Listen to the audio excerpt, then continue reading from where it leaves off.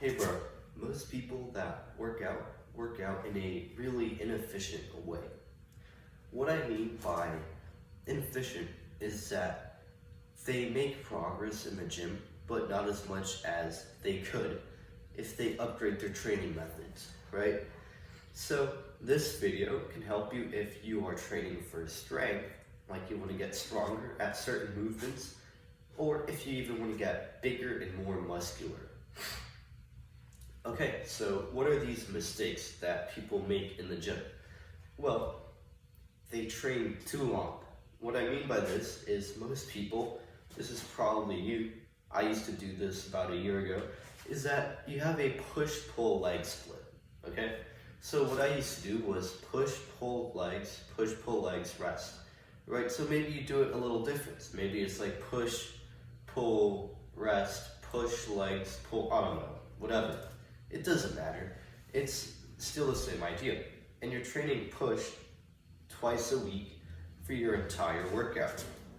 Now, I don't know how long you work out. It might be an hour or even 2 hours, but if it's definitely 2 hours and you're only training push, that's way too much time. Because, let's see, what would your workout split be if you're training push for 2 hours, right? So you might go for, like, let's say 3 sets of bench, and then this is for hypertrophy, 3 sets of bench, 3 sets of overhead press, 3 sets of incline, 3 sets of weighted dips, 3 sets of like skull crushers, then tricep extensions, then chest flies, and then like lateral raises to finish it, or maybe front raises. Okay, that was like 7 or 8 exercises. That's a lot, right? And you're gonna be extremely sore. Now, the problem with this is that, although it is good, is that you're fatiguing yourself too much, right? So if you were to only train once a week push, this would be pretty good, but you don't have to only train once a week. What if I told you you could train 3 or even 4 times a week? You might think I'm crazy. And now imagine I told you to train this routine 3 times a week. You couldn't, and I don't blame you. I probably couldn't either. It's too much.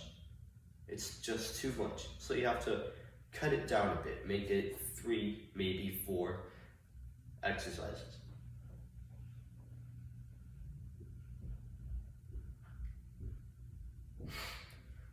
So what this means is, the reason you want to do less exercises is that so that you're fatigued, but you can recover in a day or 2 instead of taking a longer time to recover, so you can train again.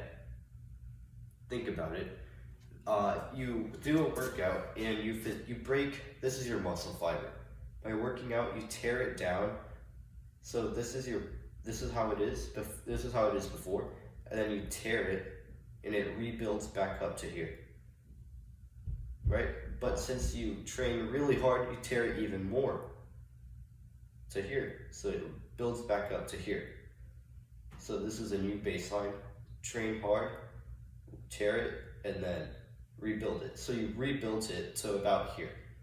Now if you train lighter 3 or 4 times, you train, tear it, rebuild, tear, rebuild, tear, rebuild, more progress. If you train 4 times, tear, rebuild, more progress.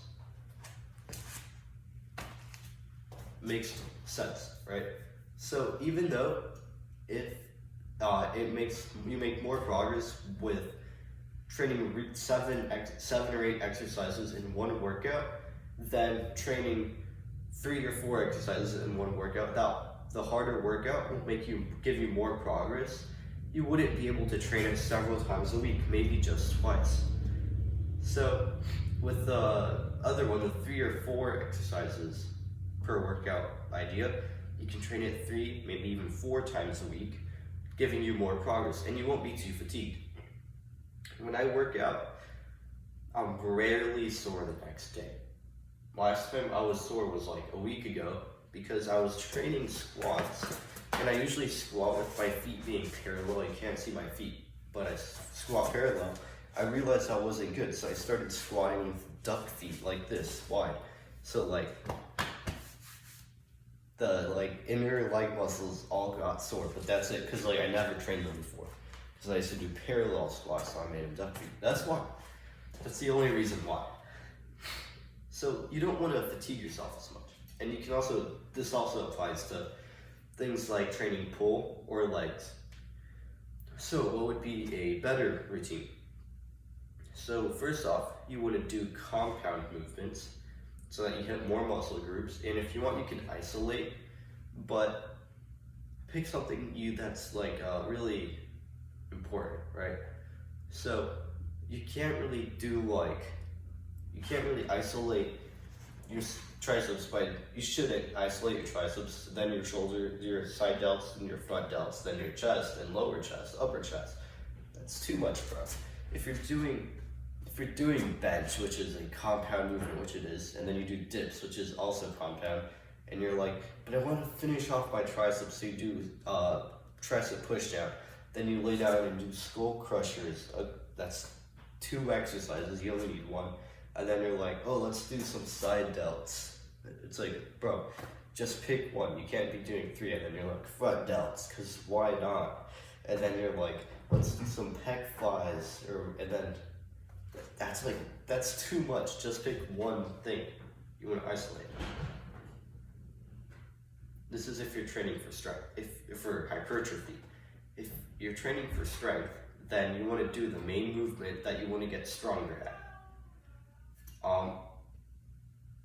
If you want to get stronger at weighted dips,